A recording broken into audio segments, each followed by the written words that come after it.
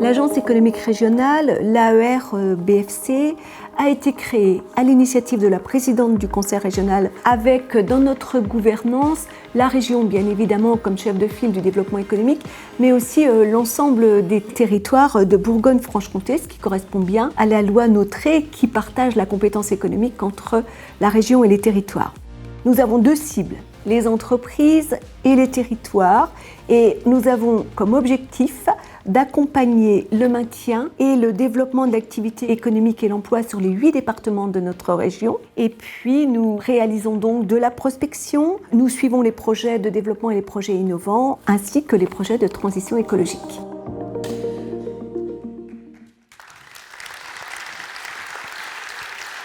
Bonsoir. Bonsoir. Bonsoir Jean-Claude Lagrange. Alors on a vu le travail, et puis on le connaît, le travail de l'Agence économique régionale. On voulait aborder quelque chose avec vous qui est intéressant. Quand on a préparé cette soirée, il m'avait dit il y a un angle qui est vraiment intéressant, c'est de s'intéresser aux investissements étrangers dans notre région, parce qu'évidemment, ça montre l'attractivité du département et de la région. Tout à fait. Ça révèle bien, on en a la preuve dans cette salle, qu'on a un écosystème économique qui est très performant, puisqu'on parle souvent de ce qui ne va pas. Et c'est vrai qu'il y a des difficultés dans beaucoup de secteurs. Il y a des secteurs économiques en mutation. Mais savoir quand même que la région Bourgogne-Franche-Comté, qui n'est pas la plus grande région de France, est 5e au niveau des investissements directs étrangers. Ce qui est beaucoup mieux qu'il y a quelques années. Ce qui est beaucoup mieux qu'il y a quelques années. Et c'est vrai que le président de la République parle toujours au niveau de Choose France du rôle de la France. Mais je trouve que c'est intéressant d'en parler également de nos régions.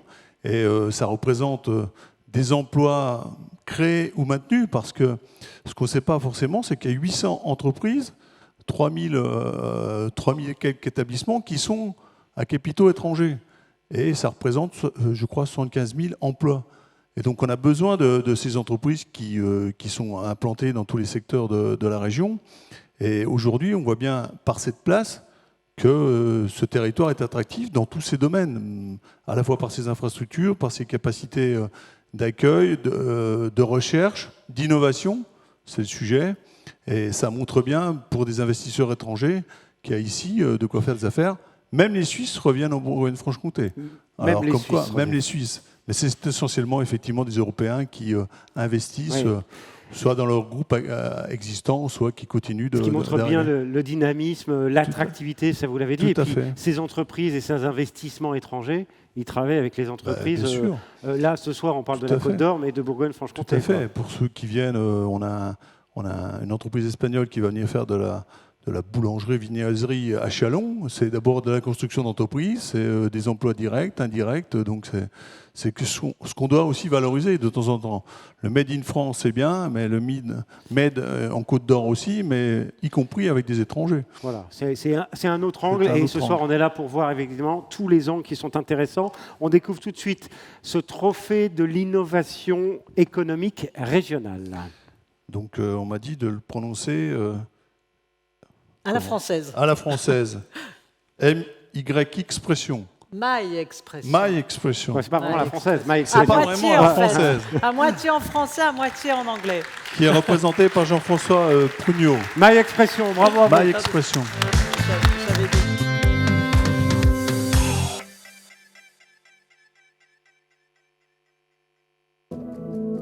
My Expression est une jeune entreprise innovante dijonnaise, positionnée dans le domaine de l'innovation en santé et qui intervient plus précisément dans la médecine personnalisée. Elle a développé RITI, qui est un test d'aide à la décision médicale dans la prise en charge des maladies auto-immunes.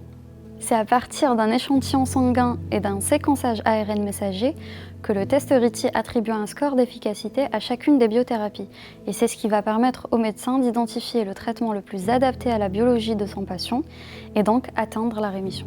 Notre premier test RITI s'adresse aux rhumatologues et aux patients atteints de polyarthrite rhumatoïde et sera décliné sur d'autres pathologies qui sont actuellement en R&D. Jean-François Prugnot, bravo. Merci. Bonsoir à tous. Votre entreprise va permettre de soigner beaucoup de gens. Donc un simple test sanguin sur un malade et le médecin va pouvoir adapter sa posologie de la façon la plus précise possible. Oui, c'est ça, Laurence. Bonsoir à tous, ravi d'être parmi vous ce soir. Je tiens surtout à saluer l'équipe qui est ici. Alors je vais faire comme tout le monde, mais c'est vrai, c'est sincère.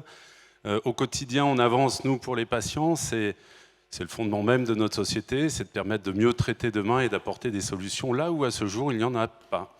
Et donc, vous l'avez compris, on est sur des marchés très innovants, on est sur une problématique non réglée au niveau mondial. Et je salue toute l'équipe pour leur dévouement au quotidien dans le fait de me supporter. Alors vous êtes d'ailleurs, vous le dites, développement mondial, vous êtes pionnier dans cette... Personne d'autre ne fait cela dans le monde. Oui, absolument. C'est vrai que on est ravis d'être côte-d'Orient. C'est une innovation mondiale. C'est une technologie qu'on appelle une technologie de rupture. On maîtrise ce domaine qui est en ambition totale, qui est la médecine de précision. Alors je fais simple, hein. C'est le bon traitement au bon patient et au bon moment. On le souhaite tous quand on va voir son médecin, sauf que sur des maladies lourdes, qu'on nomme des maladies auto-immunes, le choix du traitement par le thérapeute est toujours très compliqué. Il n'existe rien à ce jour. Donc oui, on est sur une technologie de rupture. Oui, on a un produit très innovant qu'on met à la disposition, vous l'avez compris, du corps médical et des patients au niveau mondial. Justement, pour les patients, qu'est-ce que ça va changer? Alors, plus pour les patients, encore une fois, au niveau mondial, on revient dessus. Sachez qu'un patient aujourd'hui, quand il a son traitement innovant, qu'on nomme une biothérapie, seulement 30 à 40% de ces patients entrent en rémission, c'est-à-dire mise en sommeil de la maladie. Aujourd'hui, on double ce nombre avec notre test, on passe à plus de 80%. Donc les enjeux ne sont pas seulement nationaux, mais ils sont mondiaux aussi. Il convient d'apporter les réponses là où tout le monde les attend. Merci Jean-François Prugnot. Juste, je termine en disant que, si je ne me trompe pas, vous ciblez le marché américain.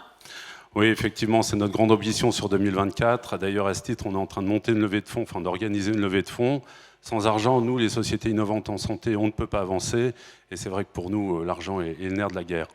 On vous félicite en tout cas, bravo. Bravo. Et on attend cette innovation avec impatience. Les médecins vous attendent. Merci beaucoup. Merci Laurence, merci à vous. Si je puis me permettre de dire quelques mots là. L'innovation, vous l'avez dit, c'est un sujet très vaste. Hein. Ça va du marketing, les RH, technologie de rupture, etc. Il faut savoir que, je disais à Bruno, la Bourgogne-Franche-Comté n'était pas identifiée comme un territoire de santé, où il y avait un potentiel, effectivement. Alors on parlait du vin, du bien-être, de l'industrie. Et malheureusement, je vous le dis, le choix est très bon, c'est que ça va permettre de valoriser effectivement cette filière émergente, les biothérapies, les bioproductions. Et quand Bruno Bonnel est venu il y a quelques jours, il a découvert effectivement ce potentiel dans cette région. Reste à le fédérer, parce qu'entre Besançon, Dijon, les différentes structures des CHU, l'établissement français du sang, il y a effectivement un potentiel ici pour accompagner des startups qui vont, j'espère, se développer. On vous accompagnera de toute façon. Vous nous accompagnez déjà, la région nous accompagne, d'ailleurs je la salue et je la remercie, mais c'est vrai que c'est un enjeu pour tout le monde, hein, vous l'avez compris. Mais merci la région, c'est vrai qu'on est très présent, il y a un écosystème qui tourne sur les bioproductions, les biothérapies, qui sont les marchés émergents de demain, et c'est vrai que sur la région on a des atouts qui sont majeurs. Merci à vous. Merci beaucoup. Merci à tous les deux. Merci beaucoup, messieurs.